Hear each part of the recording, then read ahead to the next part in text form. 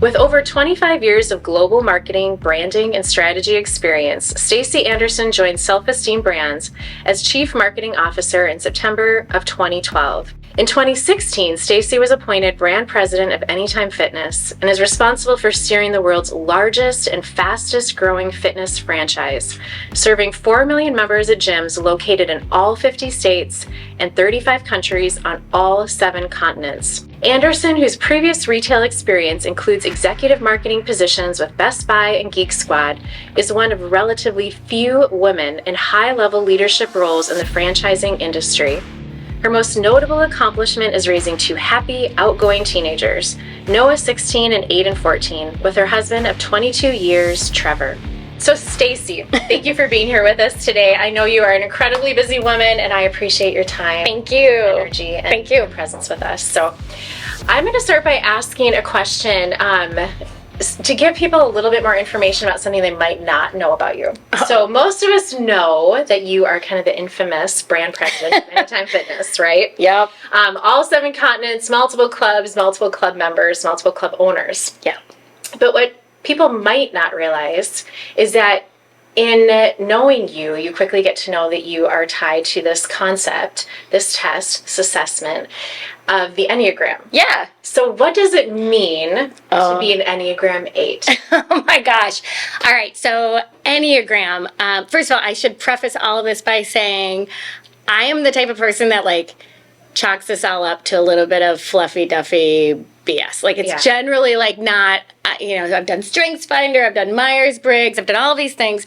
And what kind of has repelled me against those things is I hate the idea of putting somebody in a box. Sure. And saying, hey, this is what you're good at and this is what you're bad at. These are your limitations. You should lean this way. So I really it's not really my jam. But I got an executive coach a few years ago, and honestly, I was kind of stuck. And so her kind of methodology is about Enneagram. Enneagram, for folks that haven't done this, is a little bit of that same type of kind of personality profiling. Yeah.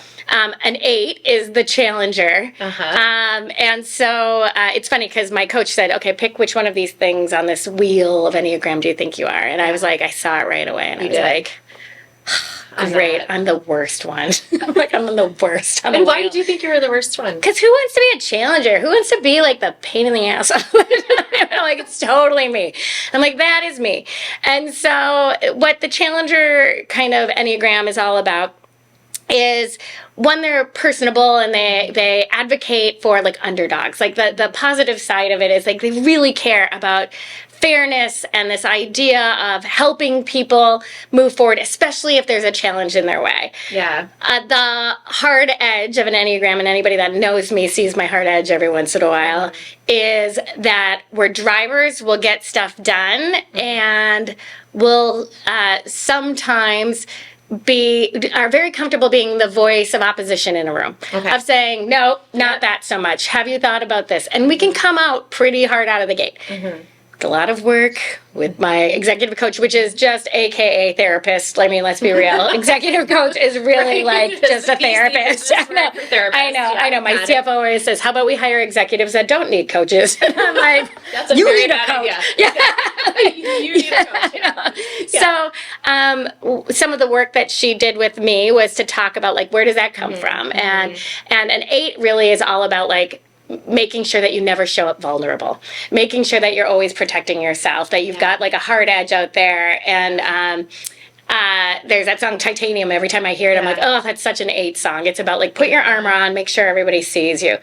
I've also learned through the years that because I have that hard edge to me, that vulnerability and showing that is really powerful in connecting with people. For me, as I've gone through my career, I think if you'd ask anybody that's worked with me for the last, 20, 30 years, they'll be like, oh, Stacy's really good at her job and she's like a hard worker and all that thing. But gosh, she can be hard. Yeah. And that's true. And it's true. And I think the things that have made me good at my job are things that I've also had to learn, especially as I got into higher leadership roles, that I must have to temper that edge with a little bit of that vulnerability. And that there's real power in also showing that vulnerability in a way that you would, is a little contrary to what it is. So showing both sides of yourself. Yeah. Do you find that the more you're in leadership, the easier that becomes to do? Yeah, honestly, I'm a pretty emotional person. So like when I've had to lay people off, like for example, I've cried in front of my staff. Like when I'm with my boss, right? Like we were doing a presentation, you talk about your connections with people you work with. It easily like kind of comes from you. And so the strength in that is that people know I'm not ever lying to you. I'm like, if anything, I'm being more candid and more transparent than I should be. That's my fatal flaw, right? Is that I'm always telling you the truth. Yeah. Always. And sometimes it's hard. Yep. Right? I can put the brutal in honesty.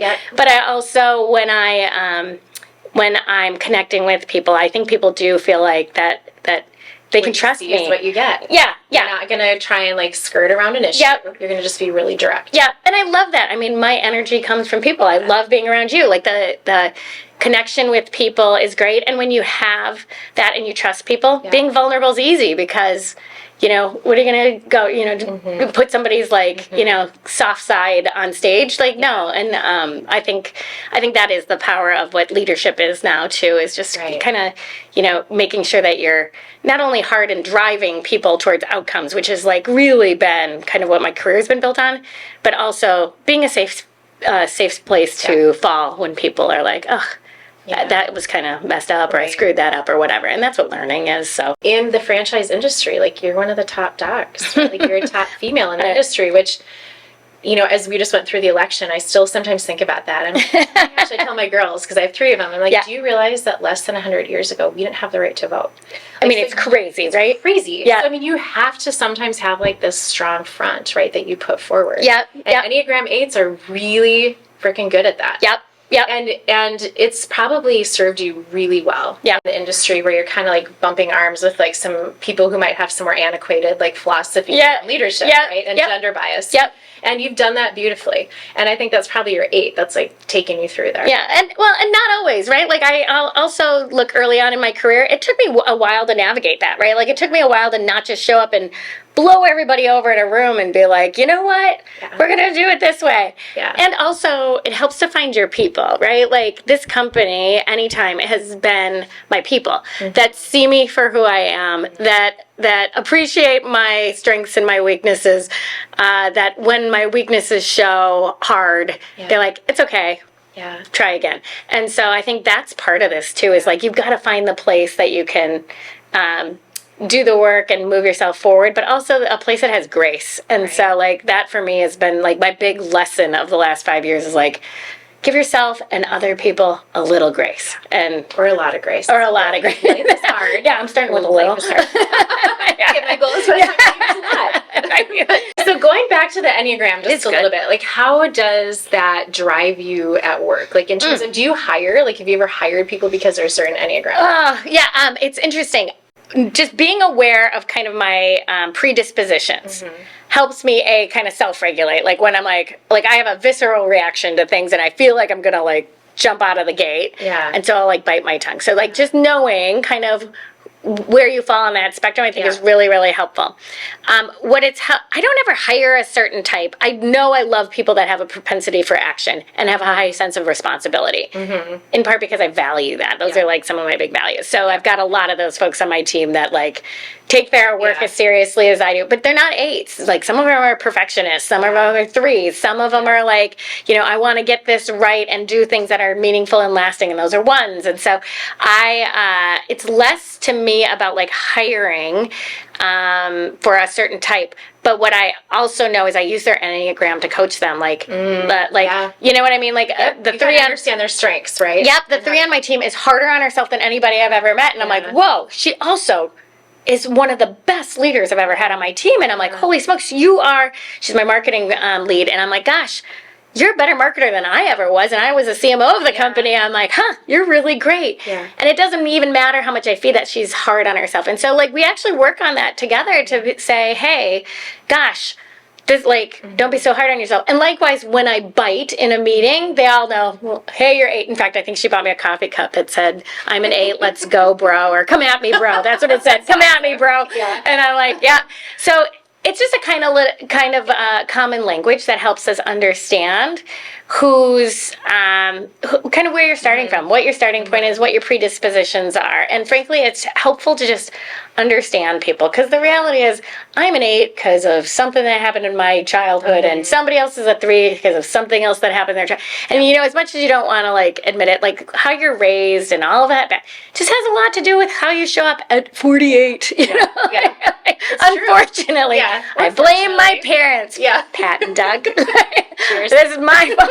This is your fault. Or your success. Or my success. That would be the more positive way to go. Okay, so tell me about how did you transition into being like, I need to work with a business coach? Yeah, I think the pandemic happened, and I think we're one of the only companies that like shut down 5,500 clubs, opened up 5,200 clubs, shut down 5,200. You know, so there was a really stressful time for me and the rest of the world in 2020. And for me, I go into hyperdrive. Like when the pressure's on, I'm like, we're making pearls. Like, let's go. And so my team and frankly, the whole company here, like I've never seen them serve. Like we talk about servant leadership a lot. Like that was a time of serving and helping as best we could, especially as you watch, you know, all of these small business owners just struggle with being shut down and reopened and all the things. And so that time put me into hyperdrive. Yeah. And when it started to like pull back, and also we were living in a Zoom world too. I don't know if you noticed this, but when you're in Zoom, like if I'm in a room with a bunch of people, I can say something that might sound hard, but I reach over and I'll touch their arm. Yes. Or something. Like there's a physical kind of element of nonverbal communication that you can use to soften something. Yep. And or I'll smile or whatever. When you're on Zoom and you say something, it's like, whoa, it is just like out there in the ether. And it was hard. And so I think after the pandemic, I was like, gosh, I caught myself fighting about things all the time. And I was like, why am I fighting? Why am I fighting? And I was fighting about inconsequential things. I remember my boss saying something to me like,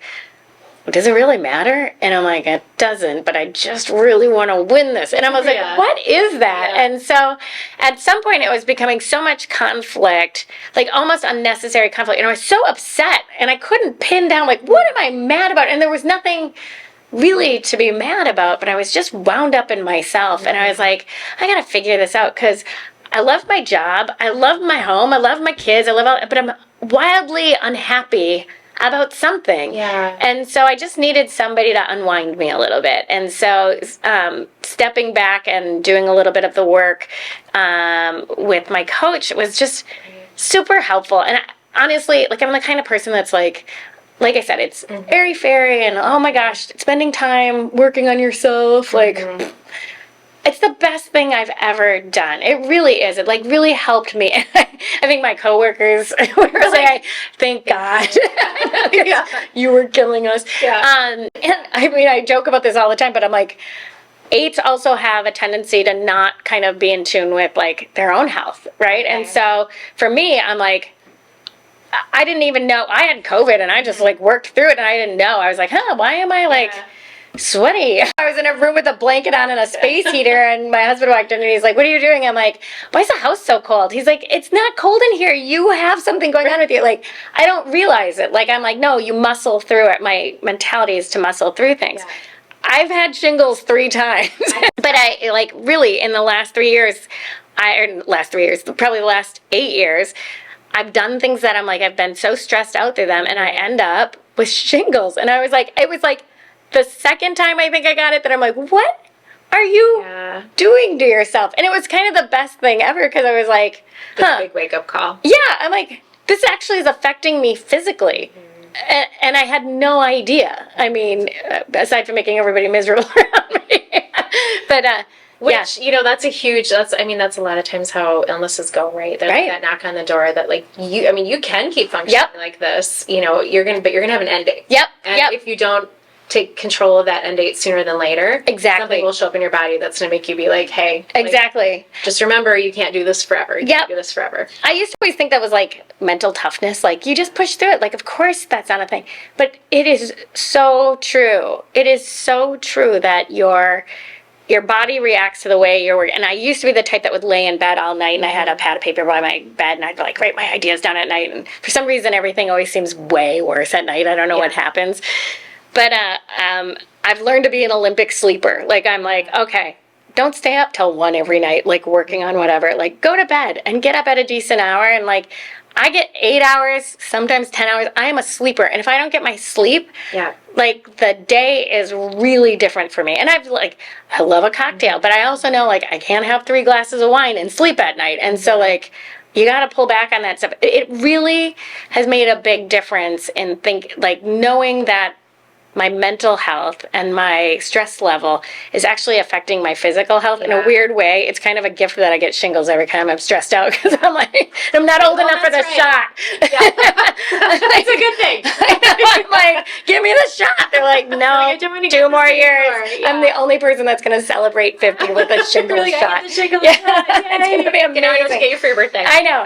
The good news is they get less and less every time. That is good, because I've seen it do the opposite, actually. Oh, so I know, you're a nurse. So I know. So they get out of my face. But it's so true. Like, your body's giving you a sign that you need to do something different, and you're paying attention. Yeah. A lot of people don't choose to pay attention. Hard to not when it's on your face. That would be like a little like like a Phantom of the Opera. Really obvious for you, Stacy. Okay. Yeah. So the platform around fitness that was so stressful these last few years, I do not want to minimize that at all. Mm-hmm. And I love the campaign that was put out from Self-Esteem Brands. Yep. Fitness is essential. Yeah. And I'm going to say that, and it's like, fitness is essential, period. Yep. Like, it's not an arguable statement. Yep. It is. And I think if we've all learned anything through the pandemic, it's that, being one big lesson, right? Honest to God, I'm surprised you didn't have shingles like 10 times the last couple of years, because how stressful to have all of your clubs, all of your club owners, all of your managers being like, Stacy, what do I do? We're shut down for weeks, for months. I mean, some countries for years. Yep. So how did you maintain optimism as a leader with them, and like continue to cheer them on, right? That this is going to stop at some point. Cheer them on. Like, don't lose yourself.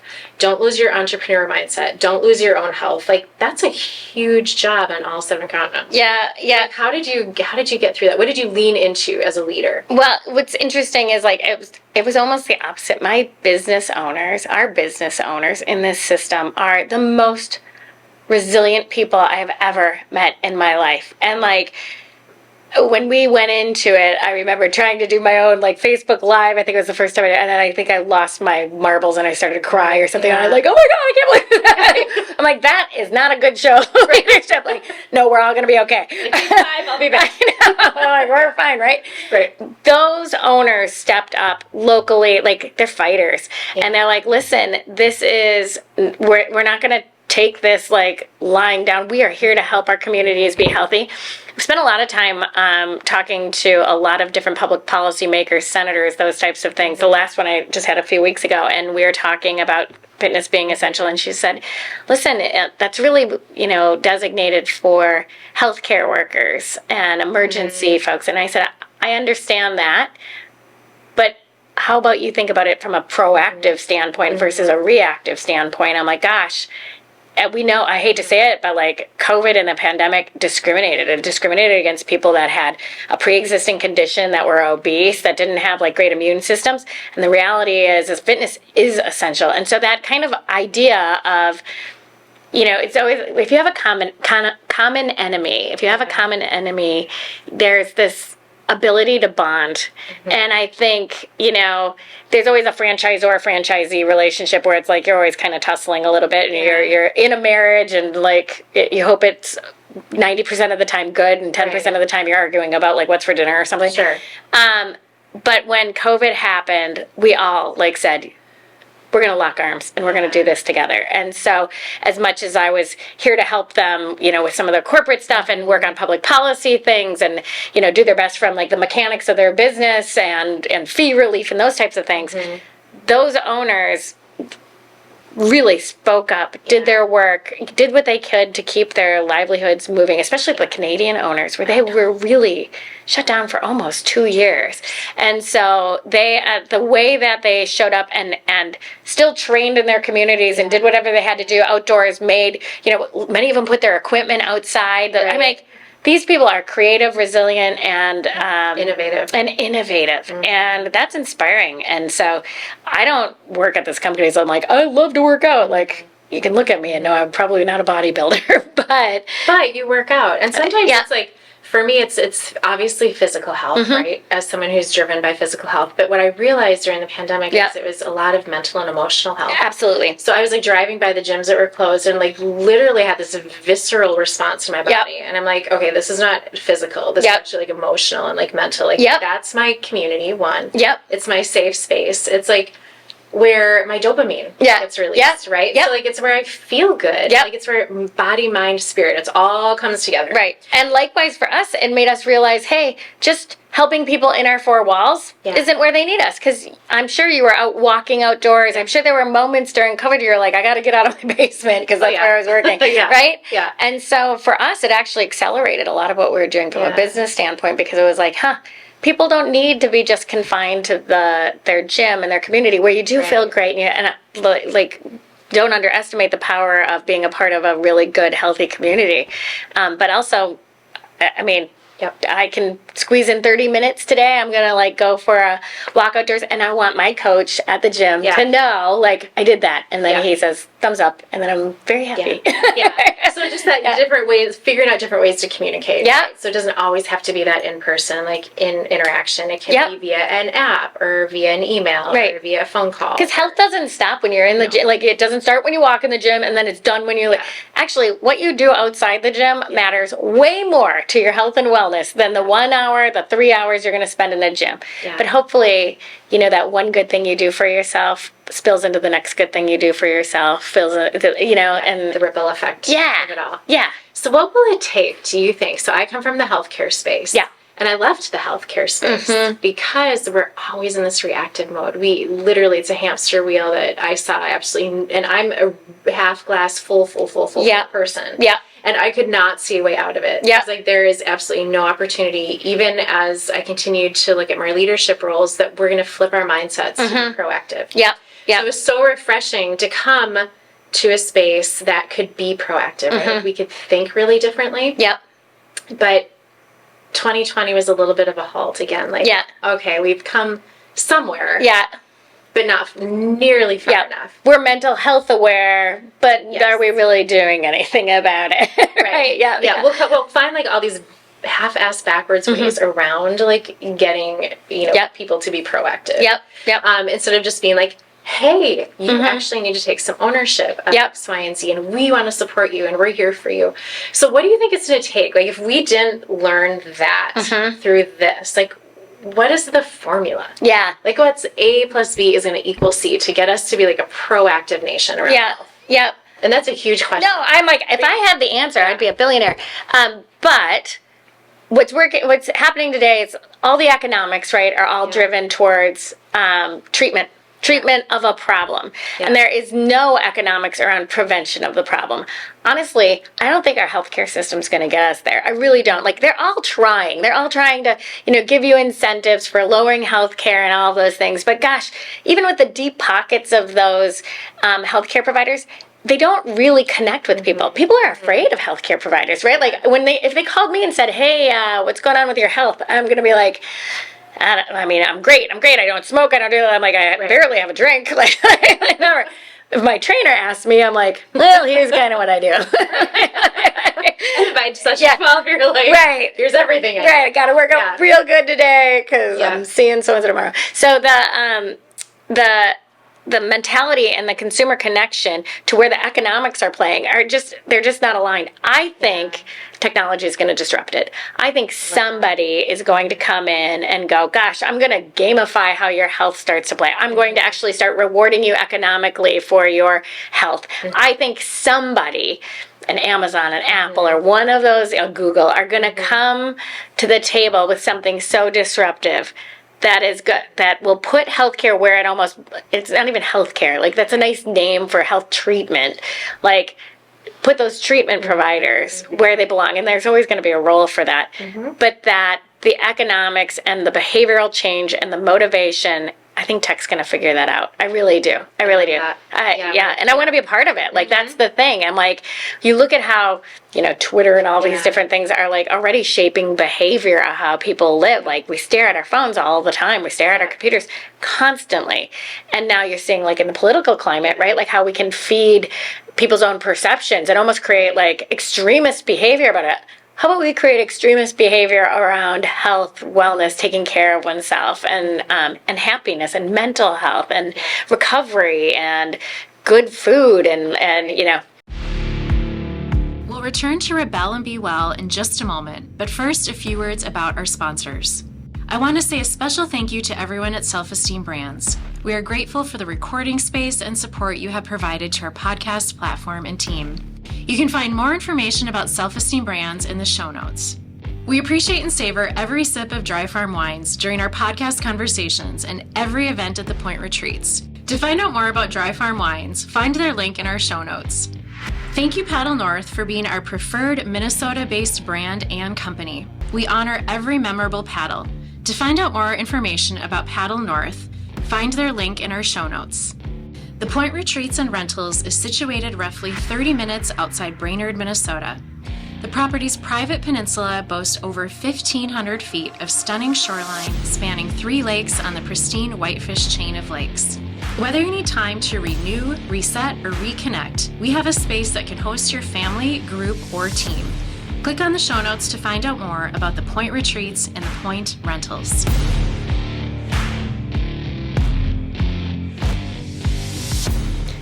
And I think that's what people sometimes, there's like this misnomer that a gym is a gym, right? It's just, it's one silo of health, and it's physical health. And it's so much more. And that's the space, like, I look at healthcare, and it's so ironic to me that we actually call healthcare. It's disease care. It's sick care. You're and right. That's okay. Like, there's a place for that. We need that. I mean, if I'm in a car accident tomorrow, or my family's... So I got shingles. Somebody needs to... Stacy gets shingles again after the podcast. We're really happy you're there. But I need that pill. But it is that thing where it's like, healthcare really is... It needs to be redefined for what it is. Like, we just need to call it. And I just want someone to just say it. And I don't know why we're so reserved in that. And maybe it's the healthcare community, like, pulling it back. Because we're like, no, we're healthcare champions. And I'm like, no. Like, when's the last time you felt healthy yourself? Like, probably years, right? And don't you think some of the sickest people, like, really, the people that treat themselves the hardest are some of the healthcare workers? You look at, like, what is happening there, and it's like, holy smokes. I don't even know that we're a nation that cares about our healthcare workers, which is weirdly ironic. So I don't know how it'll all start to shape out, but I think technology is going to help. Going to change it. I think it's got to. I think it's got to, because I mean, what we're doing isn't working, and I don't think we, as humans, we're wired to avoid anything that feels painful or hard, and it's like discipline is hard. You can get me on a tangent about agrarian societies too. I'm like, gosh, the way we buy food today in a grocery store with, boxes and boxes and boxes of processed food and the little space of vegetables. I'm like, gosh, if you were really going to take this on, you'd build your neighborhoods differently. I'm like, so there's a whole bunch that it feels so overwhelming, but I'm like, if each person kind of does their little part, I think there's moments that, I think good things build upon each other. You see the momentum. Yeah. That's the whole concept of rebel and be well, right? Because it's kind of that whole thing of recognizing it's not going to happen without you taking some ownership and some power back. Because if you're going to Absolutely. wait for someone else to do it, you're going to just be waiting a really long time. It's probably not going to happen. I'm waiting for Elon Musk to Twitter me into better health. He's going to start. You're going to grab Stacy. I don't think that's going to happen. It's probably not going to happen. Yeah. So in the meantime, but I love the message. That is one thing I will say from Self-Esteem Brands and all the different brands is you give a really strong message of empowering people. Yep. And so for you, I mean, you have to empower the leaders that are empowering others, right? So have you seen that be more of a challenge for people outside of like their own leadership roles, outside of them being CEOs of their own clubs? Have you seen health amongst your leaders out there? Like your tentacles are literally everywhere in this world. I mean, how are they doing? Like, how is their health? How is their well-being? I don't know. It's so funny because you get a lot of... We're living in this like social media world, and I think it's so funny when people are like, oh my gosh, you need to find balance in your life. And like, there's so much preaching that goes on, and it's like, oh, for God's sake. Like, I laughed. There was a post the other day that said, you know what I really appreciate? People that aren't telling me what they're thankful for. I was like, that's amazing. I was like, right, like, I'm thankful for this, and it's really just like a brag list. Right? Like, so you can just tell us all these things thankful for my doing. amazing kids. Yeah. I'm like, okay. I'm thankful one of mine's leaving for college. Super thankful. Like, so there's a little bit, it's hard to know, like I said, there's a lot more awareness around mental health. There's a lot, I mean, the Great Resignation has made every leader, boss, manager on the planet go, oh crap, maybe we're not doing something right here.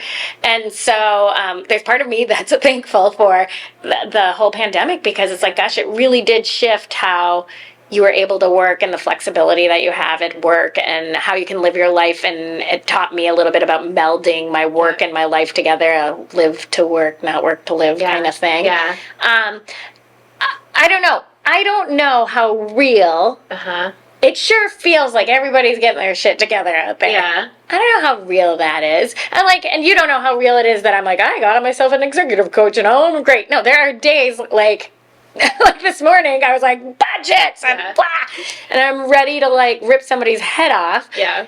And I don't do great at managing my 8 or whatever. So like, we all try to show up our best in these social media channels, but I'm like, I don't know. The fact that we aren't making real change out of 2 years of basically being stuck in our homes, to me is a little disheartening.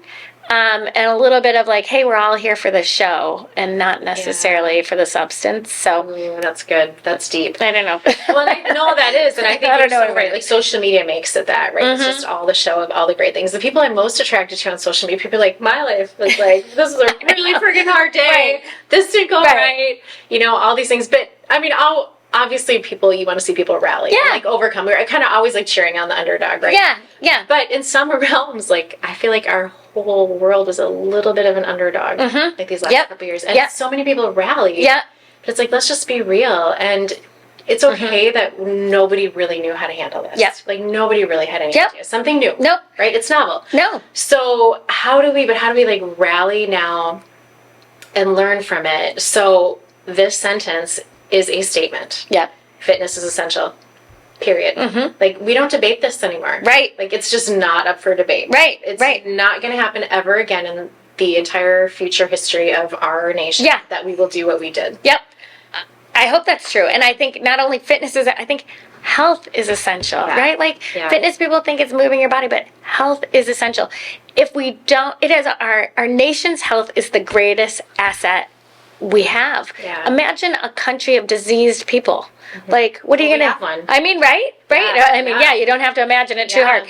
Like, that... What did I just hear? One of the senators I was talking to the other day, she was saying something like 75% of our youth are not qualified to fight in our armed forces because of weight, obesity, inactivity, or, other health issues, self-inflicted health issues.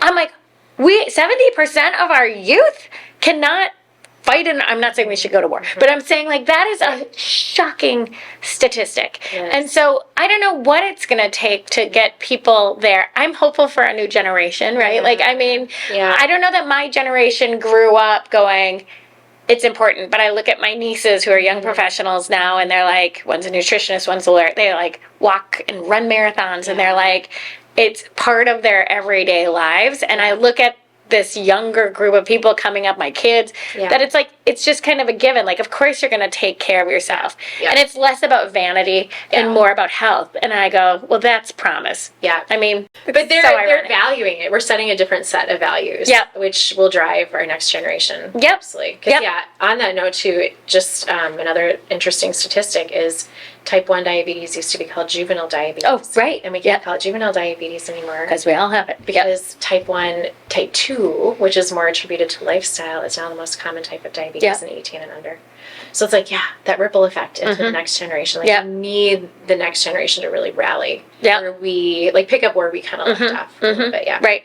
I will tell you, growing up, first of all, I never saw my parents go to a gym. Like, that wasn't we were an active family. Like, you were out and camping and hiking and doing stuff or riding bikes or whatever. It was really just how we lived, in part because we didn't grow up with, like, a ton of money. So there's nothing else to do. Resourceful. Go camping. Yeah. Which is a really good activity. I know. We didn't go on trips. We went to the woods. Yeah. But I think this next generation, like you said, is so just more well-equipped to think that way, to think about how they're living, and that their quality of life is so important, and that it begins at 20. It doesn't begin at, like, realizing it at 35. Like, I should get my crap together. So. So they're that much better off, right? Because it's like it's become a habit so much earlier. So what are your 3 health habits that are, like, non-negotiable? Like, I'm doing these 3 no matter what. First of all, I don't have anything that's non-negotiable. Like, I refuse to live like that. Like, I refuse to live with, like, nothing's negotiable. It's when people are like, there's no excuses. I'm like, I got plenty of excuses. Why don't I give you my excuses? How much time do you have? I know. I got shingle. That is not an excuse. I know. Exercise. I'm just kidding.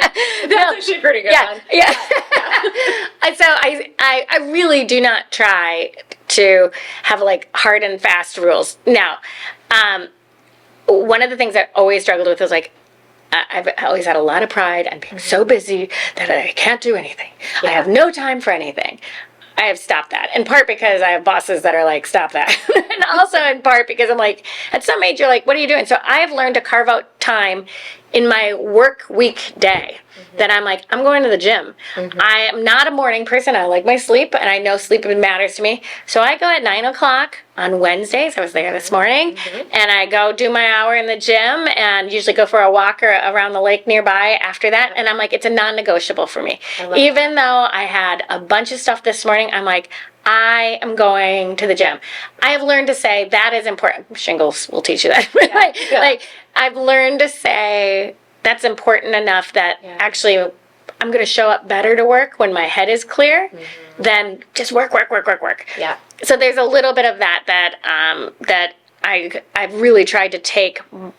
It always felt like I had to take from my family to be healthy. Yeah. And I hated that as a mom. And I was like, I'm already working enough hours. Yeah. And if I'm taking more time, it's family time. Yep. I also, this is so funny, like, I did a glucose monitor. Like, you and I have talked about this a ton.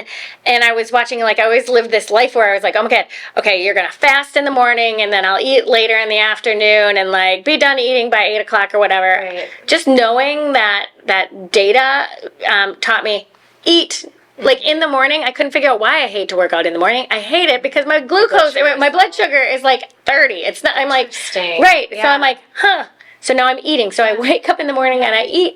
I feel a ton better. Yeah. So all of this, like, advice of, like, do all the things. It's not a one-size-fits-all proposition. So the idea of, like, understanding what works for me and might not work for my neighbor or my friend or whatever, like kind of personalized healthcare. Yeah. Preventative health. Let it go. Yeah. Just because she looks great and she hasn't eaten in 4 weeks doesn't mean that's what you should do. So we're in the middle spot. I know. You don't see her passing out in her living room because she's only eaten a sweet potato. So like that.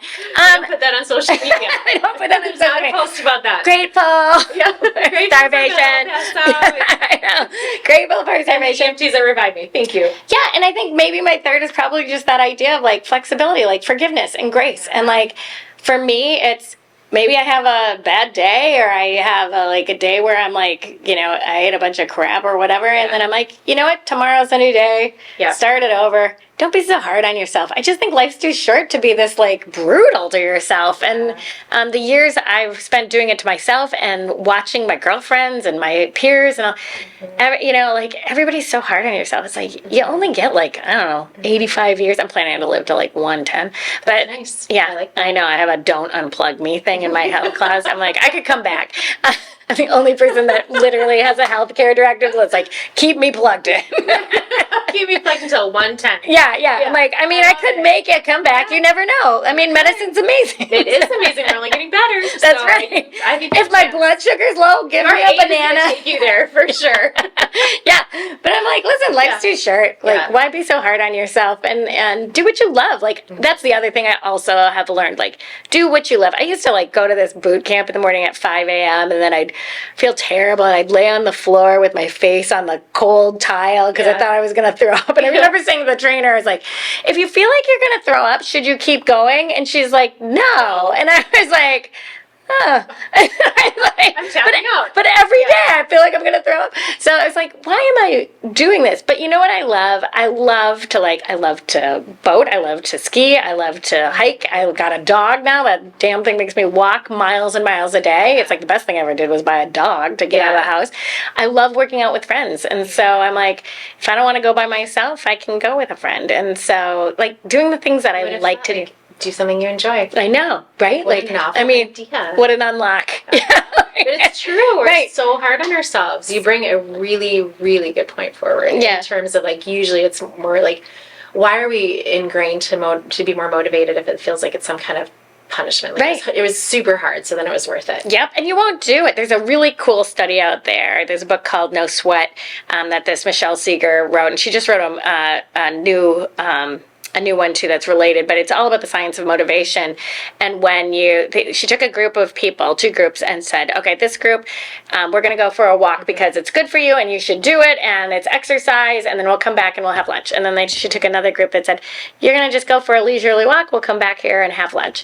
And the group that went out and that had to exercise, that went out and did their walk and then came back and actually ate something like 50% more calories than the group that went out and did it for fun, because they had this like reward punishment mentality. It was like, I did something good for myself, and so that was hard and I had to do it, and so I'm going to reward myself by eating differently, by eating the food I want to eat, versus somebody was like, hey, I went and did like something that I really enjoyed, I'm here having lunch, like move along. Like they don't have that reward punishment kind of activity. I think that's really insightful and helps you kind of unlock this idea of like, do something that makes you feel good, because otherwise you feel punished and then you want to reward yourself, and that's a life of excess. It's like, I worked really hard, then I drank a bunch, or you know what I mean, or that idea, I had a donut, I better beat the shit out of myself today. I was like, no, like move on, like live Enjoy a life. The donut. Yeah, have a donut. Have a great walk. Go for a nice walk. Right?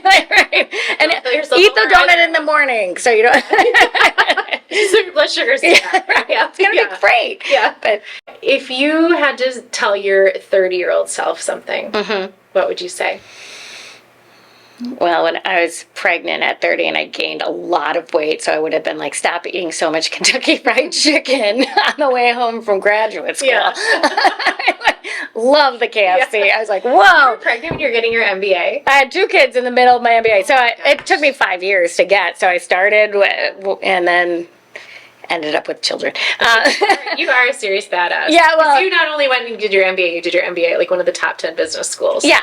It was pretty amazing that you did that and you're pregnant. And I worked full time. So when I look back at it, I'm like, I'm super proud of that. I don't know how I did it, but I look back at that and I was like, I could do that. I can do just about anything I wanted to do. But like at 30, I thought it was a choice. And one of the probably biggest fights my husband and I've ever had in my career was like, he wanted to have kids and I wanted to go to graduate school. And I remember I was like, no, I'm going to grad school. And then we kind of just figured it out and we did it all. And so the reality is like, if I had to tell my 30-year-old something, is like, life isn't that black and white. The answer's in the gray.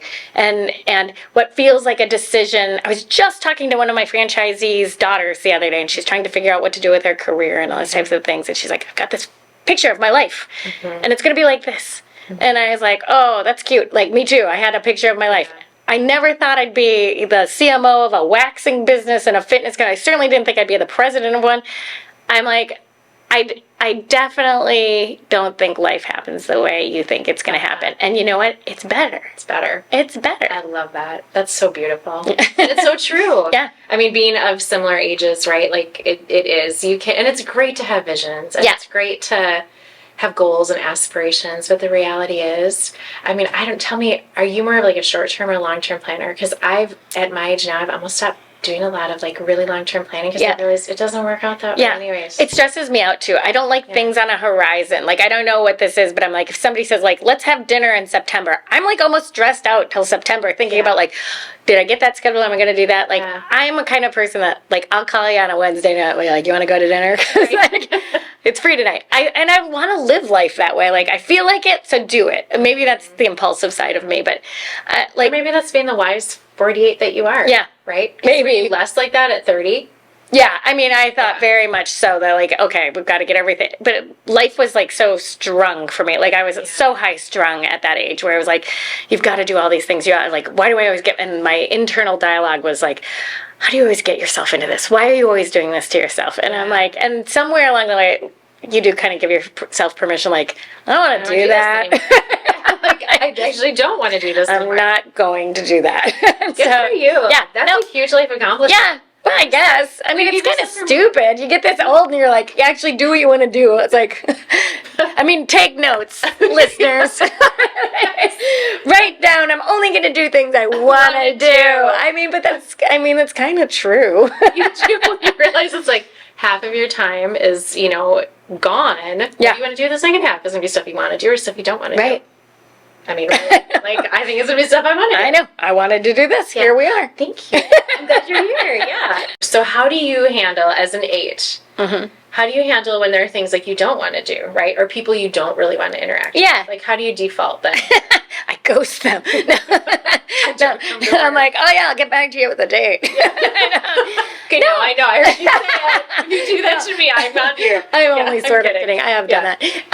No, honestly, I think I always used to, like, there's this people pleaser, and I think most people to a certain extent, and I always was like, okay, we'll do that then, or well, like, and I felt this need to close things out, and I was doing it to myself, like, I was saying things like, oh, okay, I can't do this tonight, but let's do it next week. And I didn't really want to do either. And I was like, why am I doing that? And so I'm like, no, just say thank you and move on. And so it's great. And if on a Wednesday night I'm like, oh, I miss so-and-so, and call her up and, we go out or whatever, that's great. But that idea of having to, like, all this pressure on the road in front of you is not, I've learned not to do that to myself because I'm miserable. And then I show up and I'm miserable. And nobody wants to be around my miserable 8-ness. I don't know what that looks like. I've only seen your good 8. That's I really not like true. it.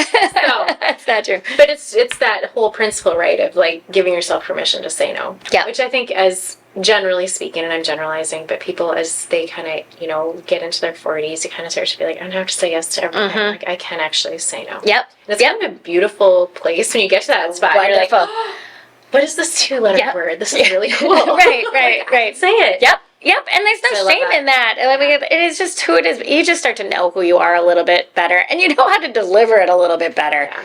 I mean, I think back in, your young days, you're kind of, at least I was like, I just don't want to disappoint people. And then you realize they're not actually disappointed. They're disappointed when you're doing something you don't want to do. Yeah, because it comes across. Right. You think it doesn't, but it does. Yeah. Okay, so what's something you do that's really outside of the box that people might not know? Okay, I'll give you 2 things. One, I play the piano, and I love to play the piano. Yeah. I do it privately. It is my thing. My kids play the piano too. But like I love to play the piano. I love when and there's something about it that, like, it's like muscle memory, and it's just like, I always say the hum in my head, like, goes, like, it's another thing about an Enneagram 8. They always say, like, you've got that hum. And I'm like, yeah, everybody's got that hum. And they're like, no.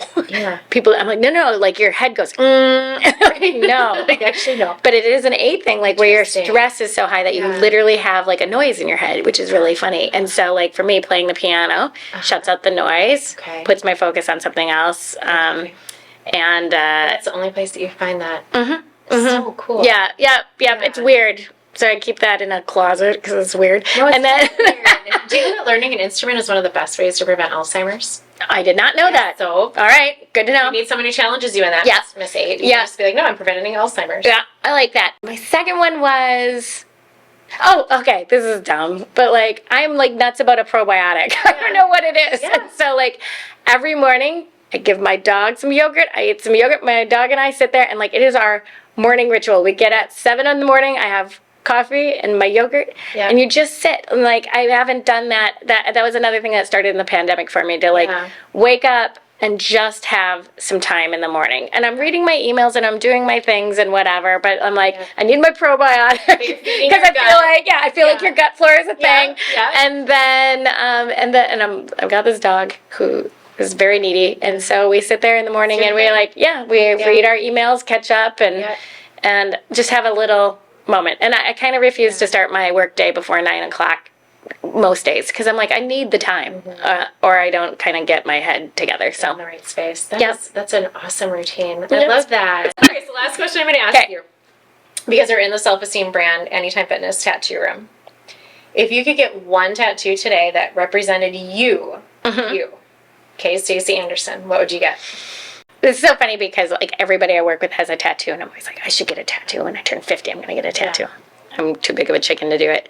I don't know. I really like trees. I really like roots and leaves. I really love the idea of like, I love how I was raised in this blue collar town, hard worker, scrappy, like I love the roots. But I also think out of those roots came a different kind of tree than maybe I would have expected. And I'm like, and there's a freedom to that. And I think I'm a better version of maybe just what my roots would have been alone. And so I like the idea of trees for some reason. That's really cool. I don't know. I A lot love of people that. have tree tattoos. Do you have a tattoo? I do. Of I have what? a couple. Oh no. Well, here we go. I know, and it won't take too long. But yes, I have one at the point.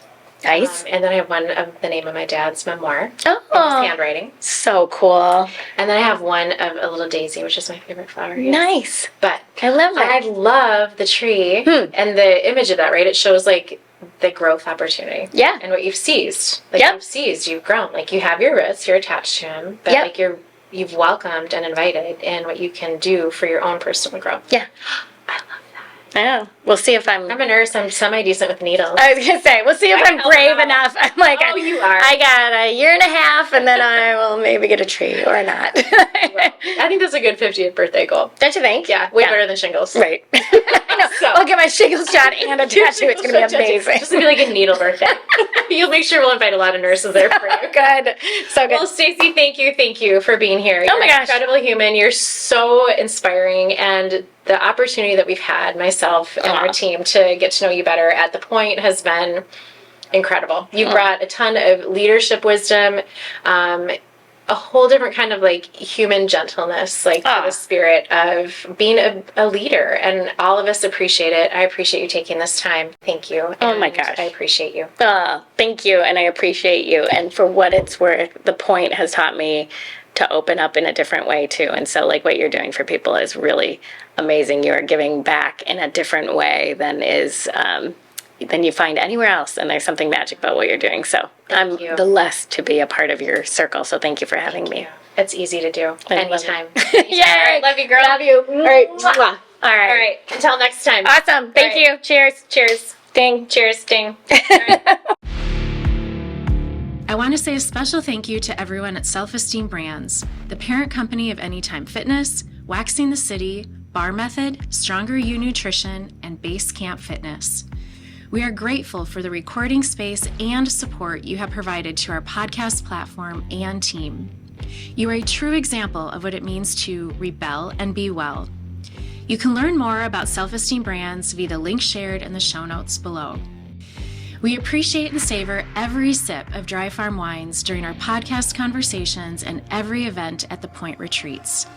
As a health and wellness platform, we are grateful to have a pure and unique wine that is free of sugar and additives, grown on small family farms, and brings a bright and soulful and vibrant glass of wine to share with the community we love. Cheers to our Dry Farm wine friends and family. You can learn more and order your own bottles of Dry Farm wine by clicking the link provided in the show notes below. That simple and serene moment when we glide across the lake at the Point Retreats on our Paddle North paddleboard is one of the most cherished moments.